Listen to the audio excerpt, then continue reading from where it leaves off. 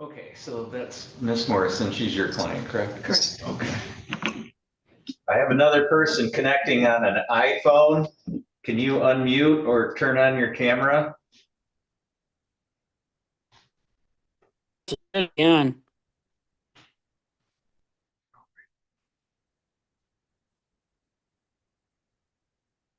I can see you and I can see me. Can you tell me your name, please? Robert James Morrison. Mr. Morrison. Okay, great. All right, so we're on the record in Morrison versus Morrison. This is file number 2514907.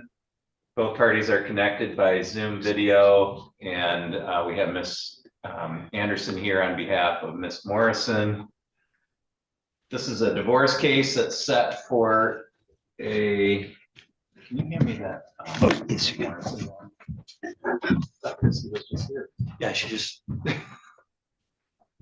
This case? Should say Morrison on it. Might be underneath. Oh, yes. Sorry. There we go. Perfect. Thank you. Thank you. Okay, so Ms. Anderson, on behalf of your client, can you tell me what the status is? I think that we were going to try to have mediation. We were, Your Honor. So mediation was reaching out for dates. I got an email from them on January 23rd that in communicating with Mr. Morrison, he indicated something along the lines of wishing he could have an attorney, which to them was a hard stop. They sent me an email saying mediation is canceled because he mentioned having an attorney. Because of that, I also didn't try to reach out to him, was waiting for an appearance. And then a month later, February 23rd, I actually got a written communication from Mr. Morrison answering a proposed settlement. So that prompted that I called him then, because it appeared he did not have an attorney. And in speaking to him, it was a mistake. He may have mentioned, and he's mentioned it to me, and I think he's mentioned it to this court, that he wishes he could have a free attorney, but that was enough for mediation to hard stop the whole thing. So we would like to go to mediation. Mr. Morrison and I are communicating. He has sent me some requested documents. So I think we could proceed with the caveat to Mr. Morrison that any further undue delays or not appearing, that I will request from this court that he be placed in default at this stage. Okay, thank you. Mr. Morrison, were you able to hear that?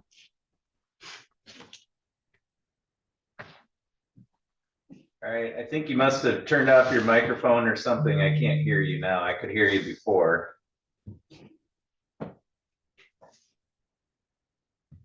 And we just disconnected. Ms. Anderson, can you just, I was looking at this file earlier today. It looks like the parties, did they get married in August of last year? No, 2017, Your Honor. 2017. Yes. Okay. I don't know what. All right. I was going to say, what are we arguing about if we're, yeah, so, okay. What are the issues from your standpoint? The issues are Mr. Morrison owns a home that during the course of the marriage has, there's been work done, so there's some appreciation there. I would also ask this court for the ability to order a market analysis so that there's compliance all the way around for that, so we can get evaluation and try to break down what is any appreciation during the term of this marriage. There's some debt and there's personal property. Okay. And is that valuation, is that something if mediation isn't successful? Yes. Okay, so I'm going to put in the order for the status conference today. The parties are referred back to mediation. Plaintiff must cooperate with the mediation process, including scheduling. Is that fair? Yes. Okay. Anything else that you would like addressed here today? If Your Honor would put in the order for home evaluation so we don't have to come back before you to move on to that step. Obviously, if mediation fails, we would be gearing up for a trial. Okay, with the parties sharing the cost of that, or? Well, that's why I like to use market analysis, so they're free. Oh, okay. That's it. Any way I can save a dime, I'm getting that. So. Okay, I will include that. Mr. Morrison, are you back with us?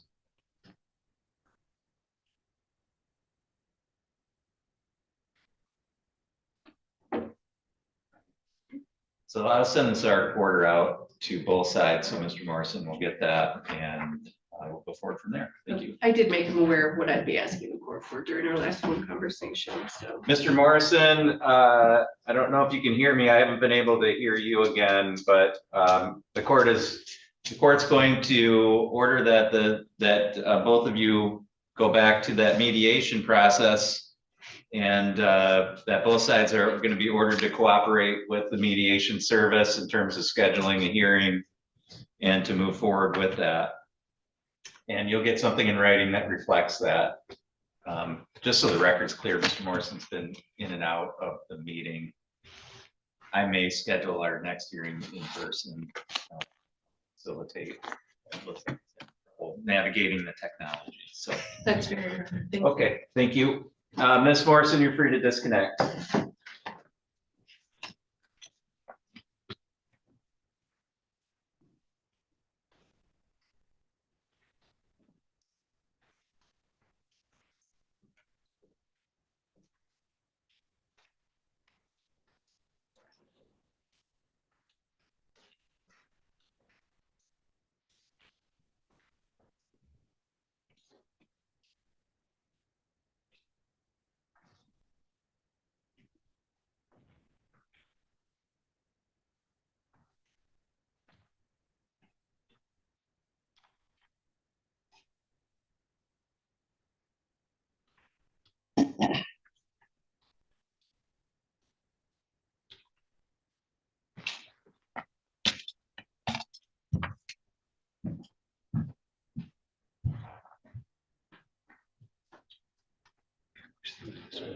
Take it.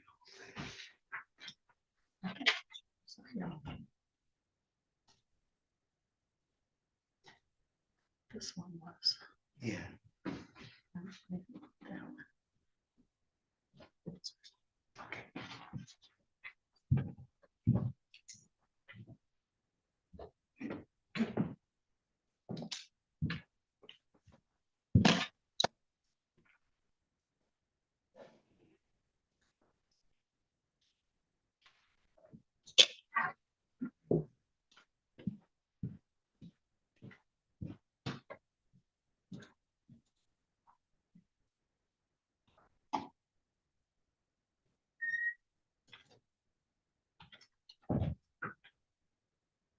And I just got an email from Jen that Mr. McElroy is going to enter a plea at 3:30. Okay.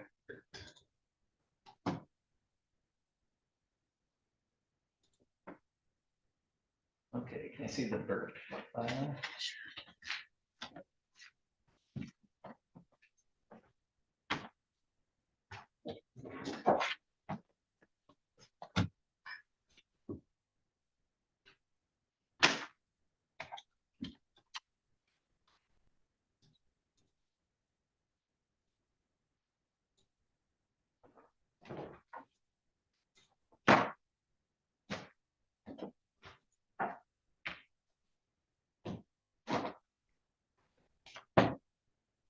Good afternoon, Your Honor. Hi, what case are you calling in on? I'm here for the North Shore Exteriors pretrial.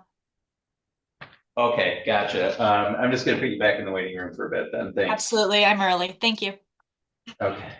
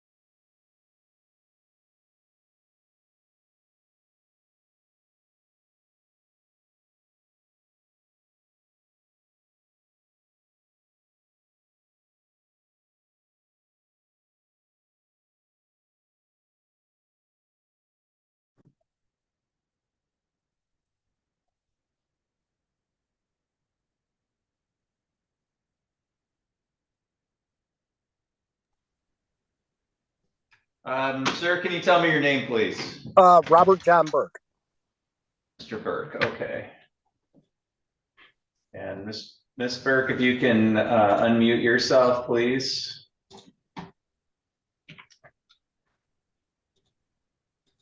There we go. Okay. All right, we're on the record in Burke versus Burke. This is file number 2514994. The record should reflect that both parties are present by Zoom video today. This case is set for a pretrial conference. At this hearing, I usually try to determine whether there are disputes regarding the division of assets or debts of the marriage, and determine whether we should order mediation, what kind of hearings might be necessary to get the matter resolved. Ms. Burke, you're the filing party. Can you tell me whether you've been able to reach any agreements with Mr. Burke regarding the division of assets or debts of the marriage? I don't think there's a 100% agreement. Okay. What kind of things do you think remain to be decided? I think with the house, because I moved out, and he stated I removed many items that he must think I took more than 50%. He doesn't want to 50% the retirement account. And what was the other one he didn't want?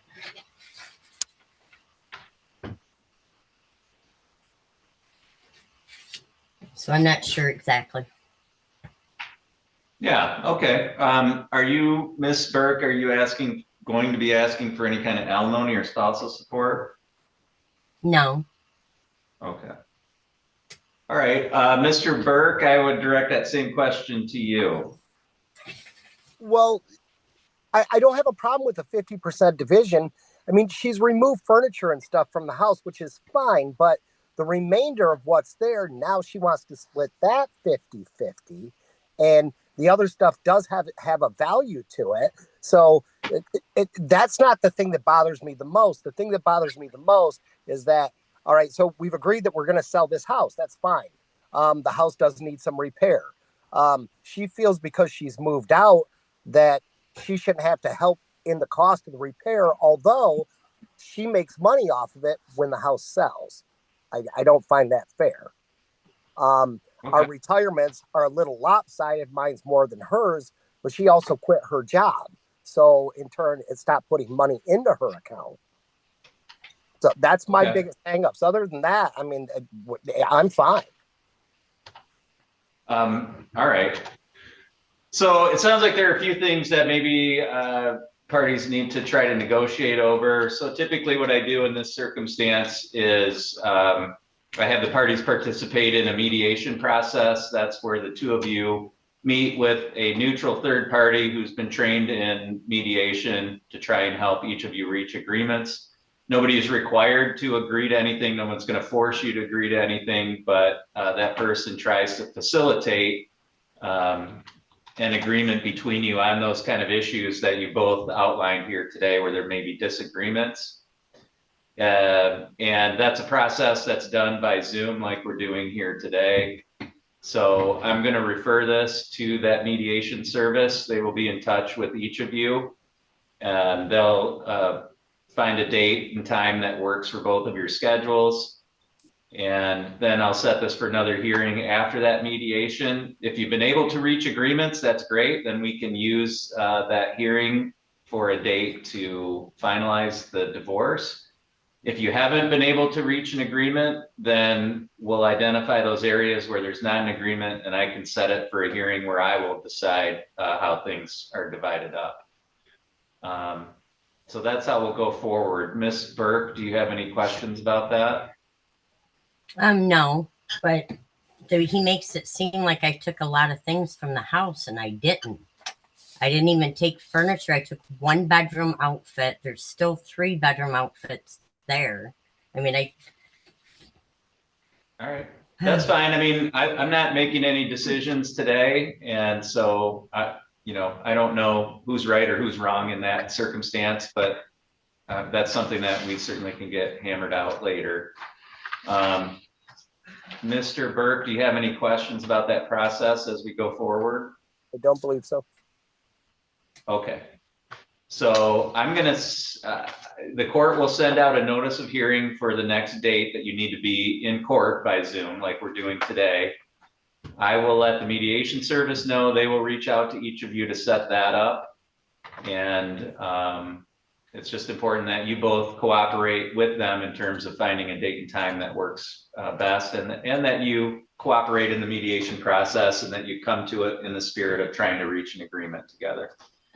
That is all I have for the hearing today. You'll get that information in the mail, and we'll go forward from there, and you're both free to disconnect. Thank you.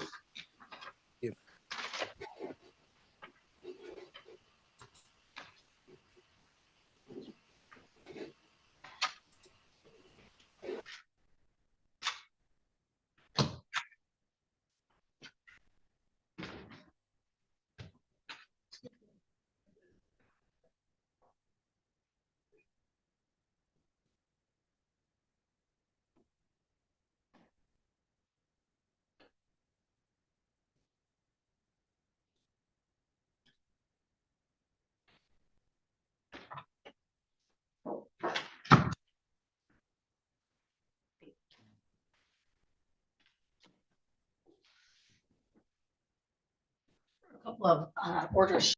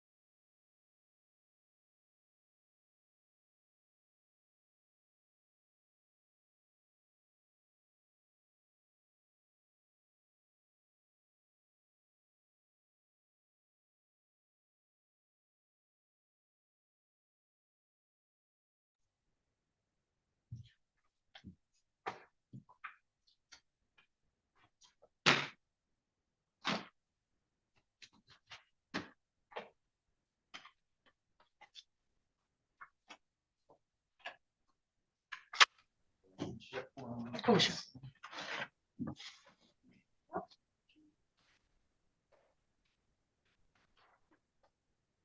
All right, let's see, Ms. DeVozo, are you able to hear me? Yes, Your Honor.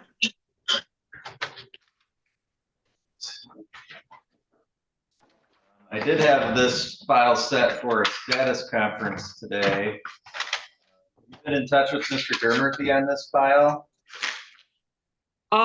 We had mediation a few weeks ago, but I haven't heard from him since then. Is he not here? No, I don't see him or his client, so I'm just wondering if, I see Ms. Blankenship. I don't see Mr. Germerthy. oh, you're representing Mr. Blankenship. Yes, Okay, yes, gotcha. Your Honor, I am. He is not present. I told him that this was a status conference and I would handle today. Yeah, that's fine. Okay. Ms. Okay, Blankenship, have you talked to your attorney, Mr. Germerthy, today? Not today, I have not. I spoke with him a couple days ago. Okay. Do you have any information on why he wouldn't be appearing today? No, he told me he was gonna be here. All right. Well, Ms. DeVozo, how do you want to proceed without opposing counsel today present? Well, I would leave it mostly to the discretion of the court, but I would just simply, for my end, we just have not been able to resolve this matter. So, I think unfortunately, we're probably at a point where we need to look at a trial date. And that would be all I have to report today. Okay.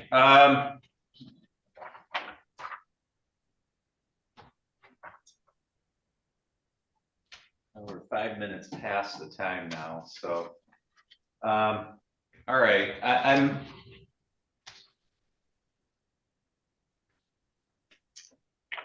think what I'll do, And Your I don't Honor, want to delay this. Go ahead. thank you. Sorry. I was just going to indicate too, I don't want to ask for costs or anything for his lack of appearance because Ms. Blankenship's here and so there's obviously some sort of mistake or something. So yeah, just for the record, I thought I'd indicate that.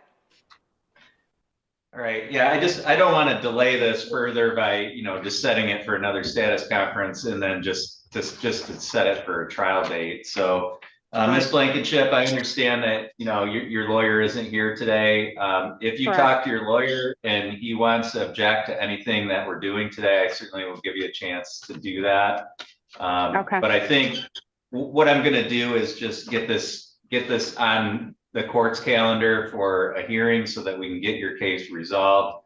If we need to change things based on his failure to appear, then we can do that. But Ms. DeVozo, if I set this out, 60 to 90 days for a one-day bench trial, do you think that would be sufficient?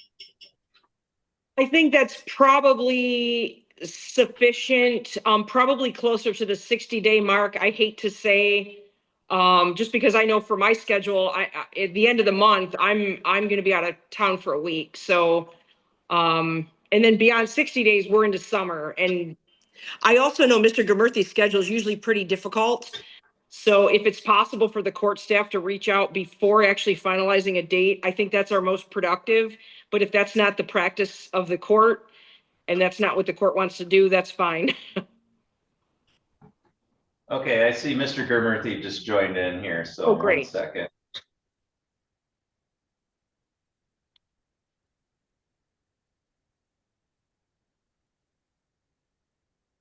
All right, we have Mr. Germerthy present now. Mr. Germerthy, we're just discussing setting this for a bench trial. I'm looking at 60 to 90 days out for a one-day bench trial. Yes, Judge, that would be fine and that would be correct. I did file a motion that probably is not filed yet. It's probably still in the mail. So we'll just get a date for that between now and the trial date as well. Okay. Okay, Ms. DeVozo, anything else that you wanted to address while we're on the record today? No, thank you. All right, Mr. Germerthy. No, Your Honor, and Judge, did you not, I don't mean this in a negative way, but was there a lag with Zoom? Because I joined in and I know my client emailed me and I just told I was in the waiting room. So I just didn't know if it didn't show up there or if there was an issue with Zoom. No, I brought you in as soon as I saw your name in the waiting room, Okay. so.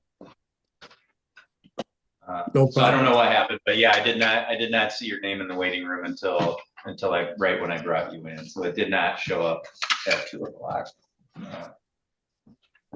So, okay, so we'll get this scheduled. I am gonna ask council, and I'll put this in the order, because I'm gonna set aside an entire day. If, council for whatever reason is able to reach some type of resolution prior to the trial date, I'm gonna put in the order that council's to notify the court so we can set it for, a date to take proofs, and I can use that day for a different case. I don't wanna leave a day out there and then everybody shows up that morning and says, by the way, we got a settlement, we don't need the trial date. So I'll include that in the order though.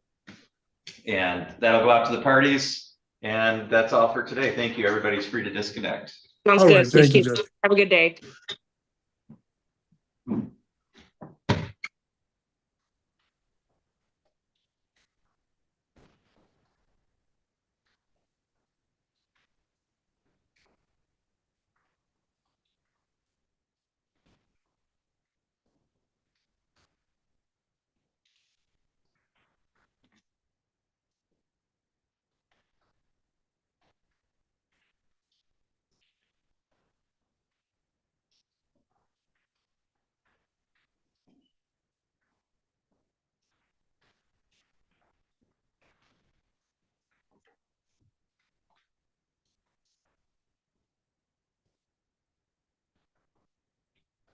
Okay, we'll go on the record in North Shore Exteriors versus Gravelin. This is file number 2514993. If I could have council put your appearance on, please. Yeah, good afternoon, Your Honor. My name is Caroline Quant. I'm from the law firm Kuhn Rogers in Traverse City, and I'm here on behalf of the plaintiff, North Shore Exteriors LLC. All right, thank you. This hearing was set for 2:00 today. It's now 2:10. I do not see the defendant in the Zoom waiting room, and they have not otherwise appeared. I had set this set for a pretrial conference to set some dates for going forward. In light of defendant's non-appearance, although I think defendant did file an answer. Ms. Quan, how do you want to proceed in terms of scheduling? I hate to set a bunch of days here if we're not gonna need all of that. Yes, Your Honor. It is my understanding that they did answer. However, I would move in your discretion for an entry of default under 2.603A1 for their non-appearance today. And the alternative, certainly, I respect the court's discretion to reschedule this pretrial and request a show cause under 2.108D. No, I think a default's appropriate based on defendant's failure to appear. And I'm just looking at the complaint. Is your complaint seeking a sum certain? I apologize, Your Honor. I'll review my complaint. I did not draft it, so I will look right now. I believe it is though, in the amount of $9,338. Okay, so I'll just ask that you file a motion for entry of default judgment and based on the default today. And then if that'll give Mr. Gravelin a chance to obtain counsel or to ask us to have the default set aside. And if not, then we can get a final resolution. So I'm just going to indicate for purposes of the pretrial order, default entered against the defendant for failure to appear, plaintiff to file a motion for entry of a default judgment. Is 30 days enough time for that? Yes, absolutely. Okay. Anything else I can address for your side while we're on the record today? No, Your Honor. Thank you for your time today. Okay, thanks. You're free to disconnect. Thank you.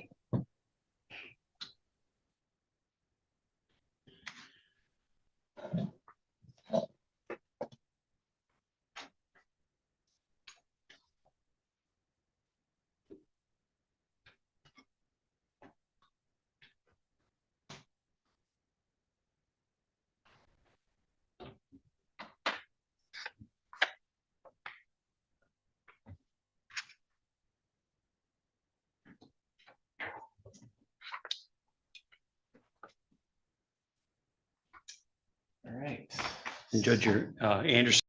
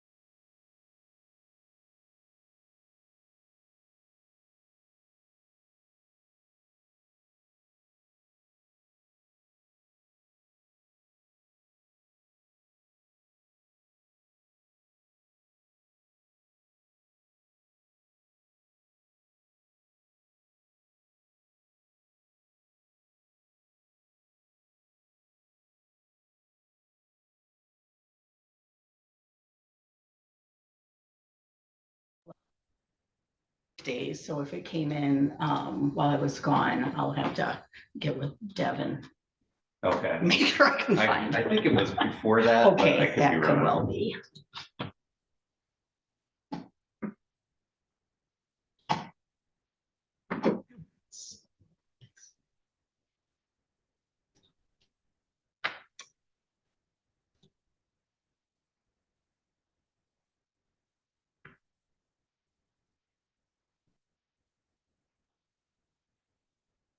Oh, okay, you know what, I remember that now. Okay. I did cut, I think both of those are in the file. Sitting there waiting. And it's possible. I just don't see anything.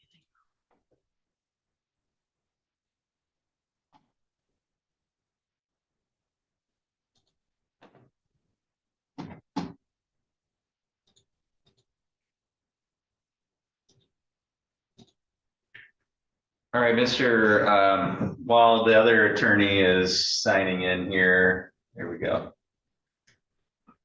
Okay, we have Mr. Morgan and Mr. Wall present, so we'll go on the record in Roan versus Hague Equipment. This is file number 2514977. I have this set as hearing, pretrial scheduling hearing in this case today.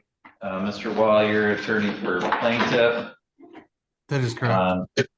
Yeah, can you give me just kind of an outline of your claims here and maybe what you're looking for in terms of scheduling? Yeah, Your Honor, thank you. My client was walking in from her vehicle to the shop. She fell and was severely injured. A couple breaks. I think we have our discovery requests out to them. They are unanswered, but there's still time for them to make their answers on our discovery requests. So I think we're going to probably try for one deposition, but nothing out of the ordinary scheduling here, Your Honor. Okay, all right, thank you. Mr. Morgan? Good afternoon, Your Honor. Thaddeus Morgan on behalf of Defendant Hague Equipment.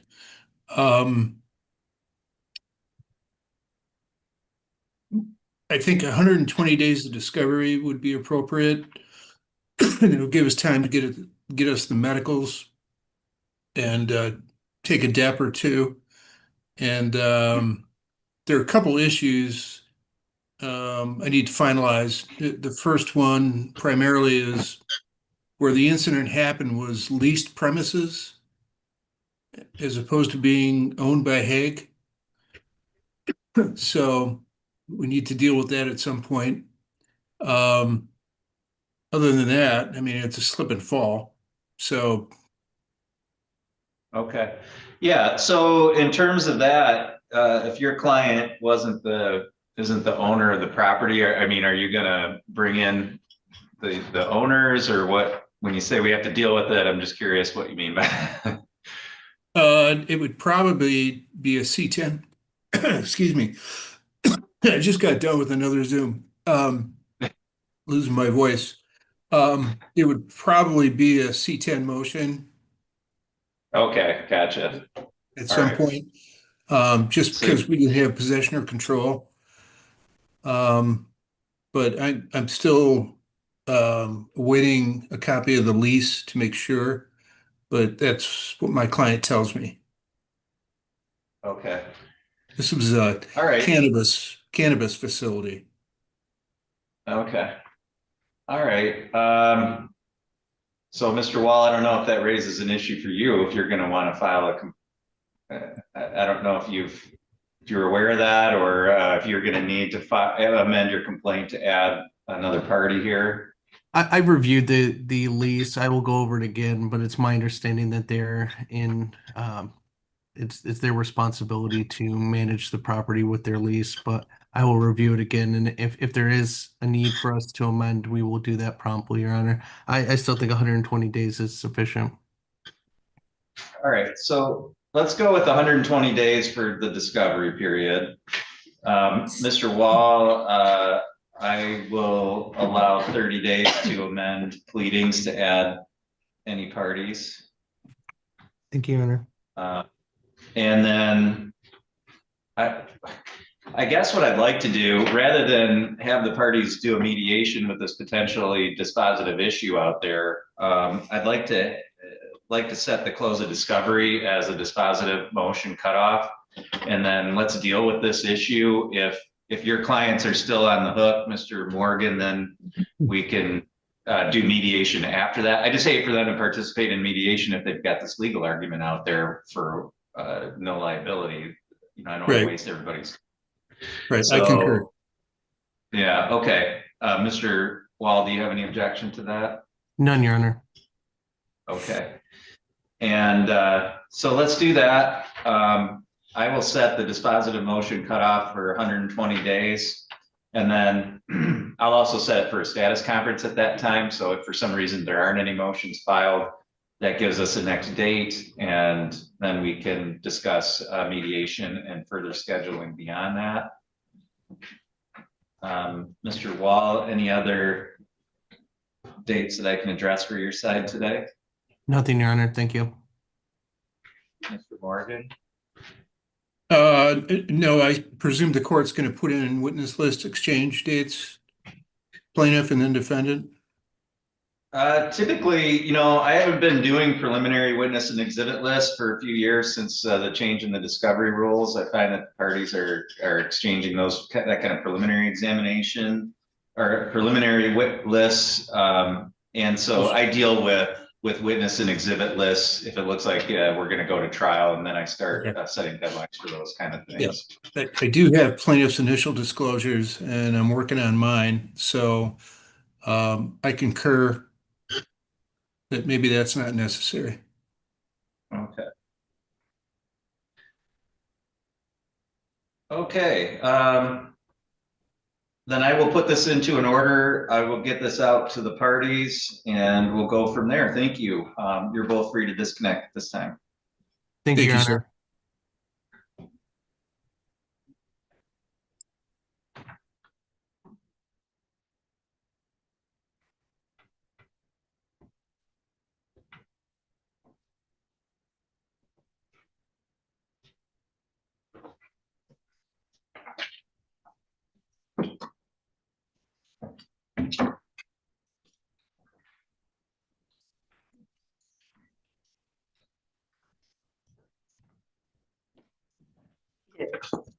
Judge, I confirmed to Ms. O'Rourke Zoom, but it didn't occur to me she might have been asking about my presence rather than Mr. Elroy's. So Mr. That's, yeah, I think Mr. Ziegler will probably be here in person. So. Okay, good. Yeah. I'll be here. Sure. No problem. I wasn't coming after. Ms. Sika, are you appearing on the Jones versus Himmick matter? Yes, Your Honor. Is that how I pronounce your name, Sika? Yes. Okay. 1 second.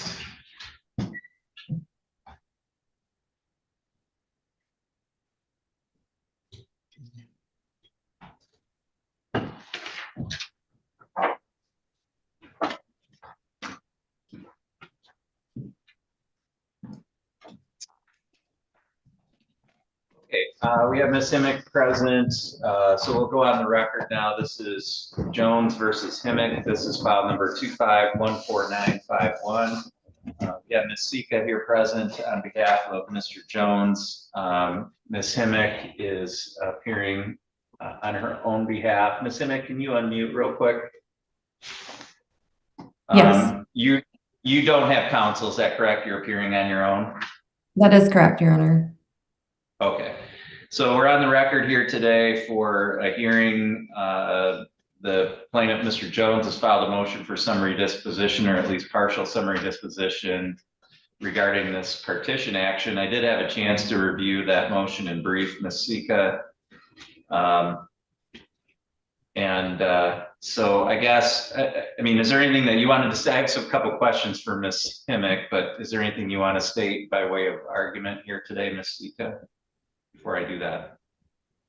Your Honor, just to get these elements on the record, because summary disposition may be granted where, except as to the amount of damages, there is no genuine issue as to material fact, and the moving party is entitled to judgment in that regard. We do feel that judgment is appropriate here to order the house sold, and that this dispositive issue is dealt with, and then damages are dealt with in mediation between these parties.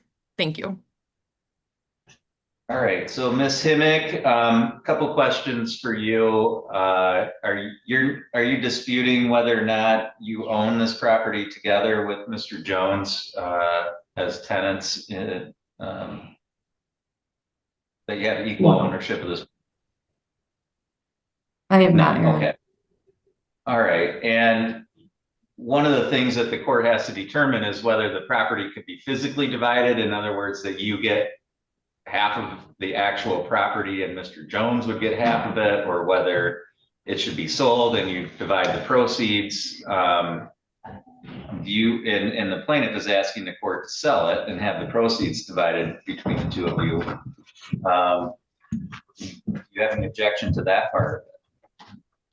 I do. I'm actually in the process of working with Nexa Lending to get refinanced with Paul not on the mortgage. And everything was sent to the underwriter, I think Friday. So I'm waiting to hear something back in regards to that. Okay, so then, I mean, would you pay Mr. Jones for his share of the equity in the property, or what do you foresee happening if you're approved for that? Well, it was my understanding that if I got Paul off of the mortgage, refinance and just got him off the mortgage, then he would be fine with that. He just wanted his name off the mortgage, and that's what I'm doing, is refinancing to get his name off of the mortgage. All right, Ms. Sika, what's your view of that? Yes, Your Honor. As you read in our motion, we understand that this process has been in effect at least for a year, if not 2 years, based on the text messages that we have showing a February date of attempting a refinance in order to accomplish this goal that Ms. Himick has. However, we are agreeable to sale of the property above market value in order to pay off the mortgage balance. So if Ms. Himick were to provide Mr. Jones with an offer to purchase his interest within a reasonable time frame, I imagine we could facilitate a resolution in that way. However, we do feel that as this has been going on for 2 years, Mr. Jones has been essentially couch surfing with his children and needs somewhere stable to land with his family. Ms. Himick has drawn this out far too long and damaged Mr. Jones's credit and being able to rent a home, buy another home, and he needs this process to move along in order to secure the funds to protect his family. So we are not in agreement with any kind of time period for Ms. Himick to be allowed to refinance this property, but if she were able to accomplish that while the sale is pending, we would be open to discussing that. Okay. All right. Ms. Himick, do you have, and I understand that you're doing this without an attorney, but do you have any legal argument for why the court shouldn't grant a partition, and whether the end result of that is a refinance in your name or whether it's a sale? Either way, do you have any legal argument for why the court shouldn't order that one of those two things occur? I just asked that that the time that was originally given, because I, again, am in the process of refinancing. And I also have a family that have called this home a home and don't necessarily, I mean, that's basically just it. I'm in the process of refinancing, and that's what Mr. Jones has asked of me, and that's what I'm doing. So that's all I have, Your Honor. Okay. All right. So in partition actions under MCR 3.400, the court has to make a number of different findings, threshold findings. first of all, I do find that there's no question of fact that the parties co-own this property together as tenants, and that each side has an equal 50% interest in the property as tenants. The court finds that on the motion and complaint by the plaintiff that the property may be partitioned. I do find that it would be impractical and perhaps impossible, given the financing issue, to physically partition the property. So the court finds that that is not an appropriate remedy. The court finds that the appropriate remedy would be to have the property sold in lieu of partition. And so to that extent, the court is going to grant the plaintiff's motion. There is a process under 3.403 for the sale of the property and how that may be accomplished. Who is going to be the listing agent? What is going to be the listing price? How long it's going to be listed at a particular price? Some details with regard to the showings. And I view that as all part of the relief rather than the actual partition action and the subject of the motion here. And typically what I do in these situations before the court gets involved in ordering how those things are going to be done, the court requires the parties to negotiate through mediation to come up with those kind of details, an agreement with regard to those kind of details. And so that's what I'm going to require in this case. Ms. Himmick, if you're able to, get that financing within that period of time and arrange for that, it sounds like the plaintiffs would be open to it. If you're not, though, however, Mr. Jones is entitled to have the property sold in lieu of partition. That's a right that he has as a co-tenant. And so to the extent that you're not able to obtain that financing during the pendency of this, then you haven't presented any legal argument to me here today why the court shouldn't order that. So I guess the grace period that you're going to have here to obtain that financing is going to be during this period, which I'm going to order to occur within the next 60 days of mediation and agreement on the terms of how the property is going to be listed, the listing agent, and so forth. So for purposes of today's hearing, the court is going to grant the plaintiff's motion, order that the property be sold in lieu of partition. The court is going to order that the parties participate in mediation over the details of that sale, including those things that I've mentioned here and any other details that would be necessary to accomplish the sale of the property. And the court will refer this to community mediation for that process. Both parties are required to participate in that. So Ms. Himmick, you do have to negotiate over those terms in good faith. You can't simply refuse to negotiate because you're trying to refinance the property.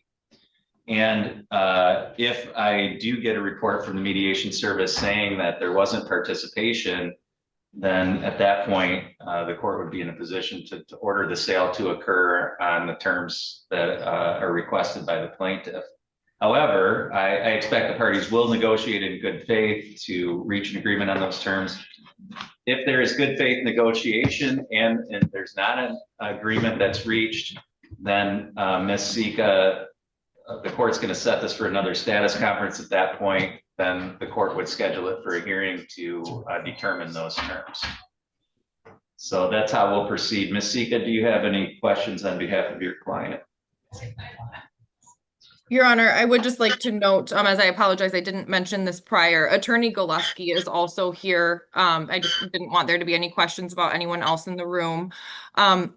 Thank you for your instruction as to proceeding to mediation. I do ask that we restrict that time period to 30 days initially in order to get this process moving in time for summer. In the event that we are not successful at mediation, we will have further hearings necessary to even list the property. I understand there might be some concern that Ms. Himick is in the process of refinancing, and that can take an average of 45 days. However, I do not expect, because any new purchaser would also be going through that process following a listing, I do not expect that shortening that mediation period to 30 days would adversely impact Ms. Himick's rights. Yeah, and that wasn't really geared towards her refinancing efforts.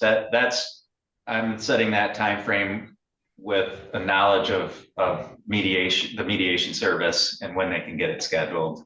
I don't think they can get it scheduled within 30 days based on their caseload. So that's why I'm allowing 60 days for it.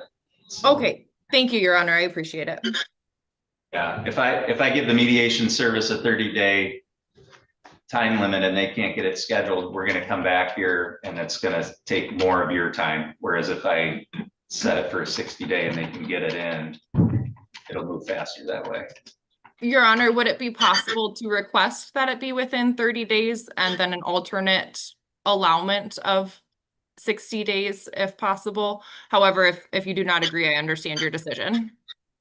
Yeah, no. I mean, I think that's a question for the mediation service, if they can get it scheduled sooner than that. My concern is if I put that deadline in there, even with the proviso, we're going to end up back here with nothing having been done. And that's what I'm trying to guard against. I understand. Thank you, Your Honor. Okay.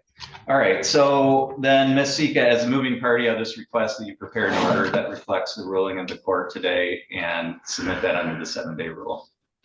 I will do that, Your Honor. Thank you. Ms. Himick, did you have any questions at all about how we're going to go forward? I do not. Thank you.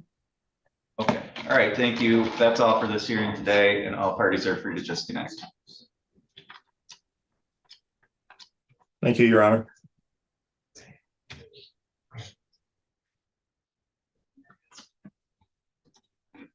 Okay. Mr. Horowitz and Mr. Ziegler, if you guys want to come forward.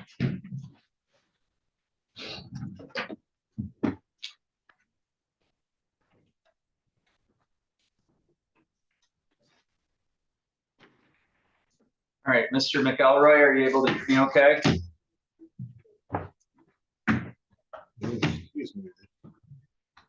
You're muted, Mr. McElroy. Can you unmute yourself?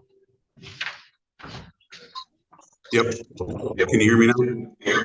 Yes, thank you. All right, so we'll go back on the record in People versus McElroy. This is file number 255128. Both counsel are present here in the courtroom. Mr. McElroy is present by Zoom video. Mr. Horowitz, were we able to reach an agreement? Yes, Your Honor. And just before we proceed, I just have to tell Mr. McElroy that Mr. Ziegler did concur with my guidelines estimate. Okay, so the 0 to 11 standard. That's our approximation. We can't guarantee that will ultimately be the number, but that's based on our calculation of assessment. Okay. Your Honor, Mr. McElroy will be entering a plea. The charge would be a reduced charge of possession of analogs, and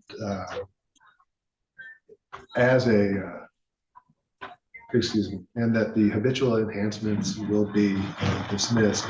Additionally, the people agree to recommend the sentence within the guidelines. What is the maximum penalty for the possession of analogs charge? Yeah, it's a 2-year felony, Your Honor, 2-year high court misdemeanor. Okay, so that's going to be an added count too? Correct. All right, thank you. Mr. McElroy, have you had an adequate opportunity to speak with your attorney about this plea agreement? Yes, sir. Okay. Can you raise your right hand, please? Yes, sir. You solemnly swear or affirm the testimony you're about to give will be the truth, the whole truth, and nothing but the truth, so help you God? Yes, sir. Thank you. You can lower your hand. Mr. McElroy, as Mr. Ziegler just stated, the maximum possible penalty that you could face for this different charge of possession of analogs is up to 2 years in jail or prison. Do you understand that? Yes, sir. Are you currently on any kind of probation or parole? No, I have no. Okay. With that maximum possible penalty in mind, then what is your plea to that charge today?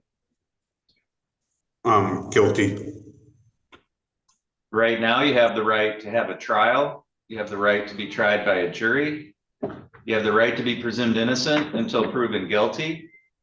You have the right to have the prosecutor prove beyond a reasonable doubt that you are guilty. You have the right to have any witnesses against you appear at trial and to question those witnesses. You have the right to have the court order any witnesses on your behalf appear at trial.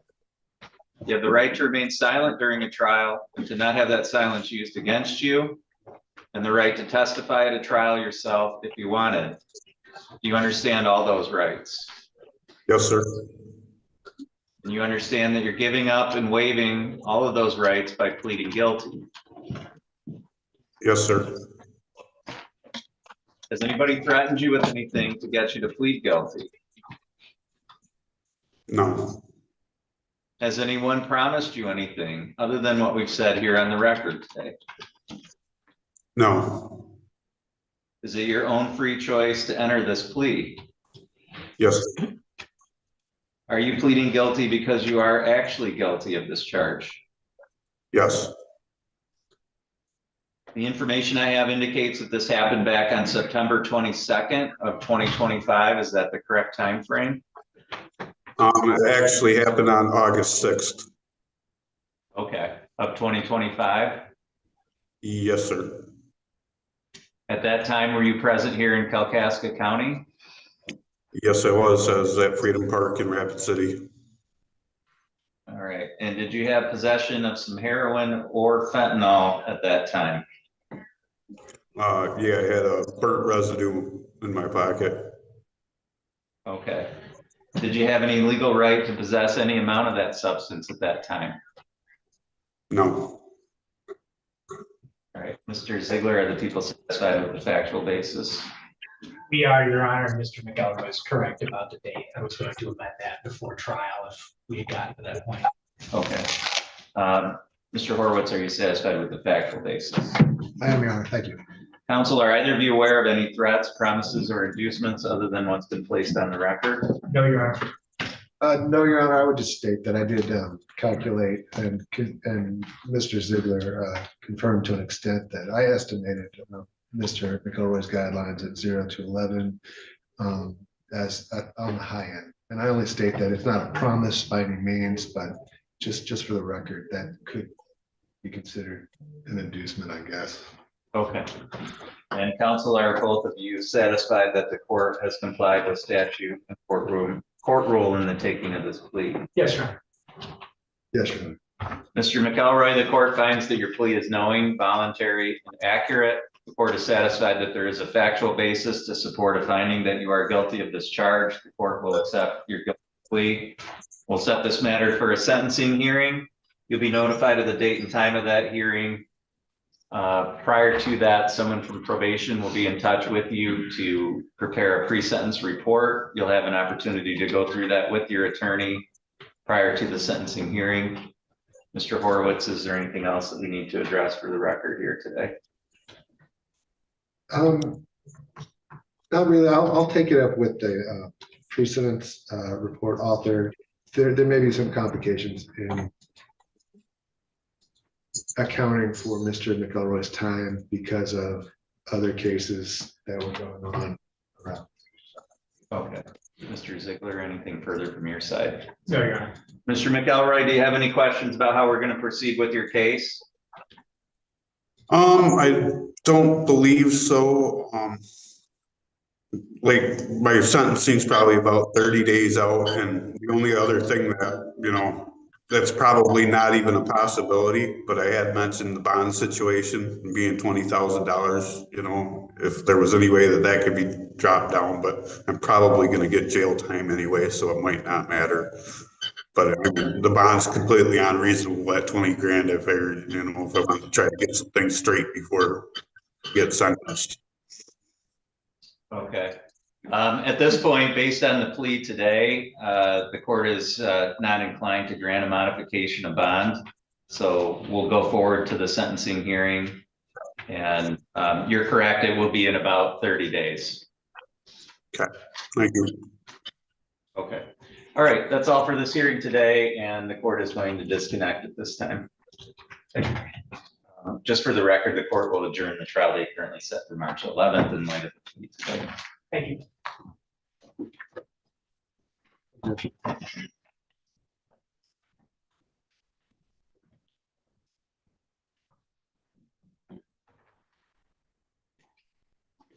Echo Yes, I do.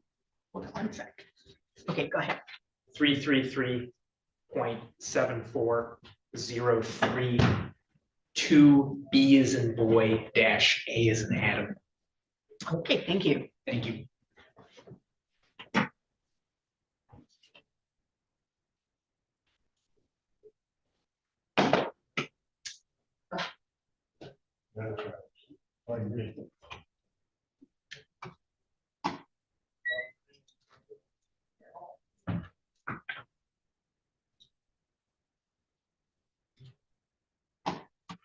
Okay, we'll go on the record in Yates versus Glisson. This is file number 2514916. The record should reflect that Mr. Elhart, counsel for plaintiff, is present by Zoom video. The defendant did not and has not appeared either in person or by Zoom. Mr. Elhart, this is your motion today, essentially to set aside the order of dismissal and reinstate the case. I did review that. Is there anything you wanted to state for the record in support of that today? No, Your Honor. I think it's appropriate to do so. All right, I would agree. I don't think there's any prejudice to the defendant in this case. And I don't think it's necessary, given the timeliness of the motion in relation to the order to dismiss, to force the plaintiff to pay another filing fee. So the court will grant the motion. Did you submit an order with that, Mr. Elhart? I did not, Your Honor. I'll submit one of the 7-day rule, Your Honor. Okay, and then how do you want to proceed with the case in terms of Your Honor, scheduling? the parties have really come to an agreement on everything already. We've submitted, I thought we have a judgment within the file. If we don't, we should. In fact, the defendant, I understand, may be remarried by this point. So I think it's appropriate to do this expeditiously. I think I can get him to sign a consent judgment. All right, so if I set it for a final hearing in 30 days? That'd be perfect, Your Honor. Okay, so the court will set this for a final hearing on the April motion day here in Kalkaska. And we'll go forward at that time. Anything else we can address for the record today? No, Your Honor. Thank you for your courtesy. Have a good day and be safe. Okay, thanks. And I'll just ask that you submit an order reflecting the reinstatement. It will be done, Your Honor. Okay, thank you.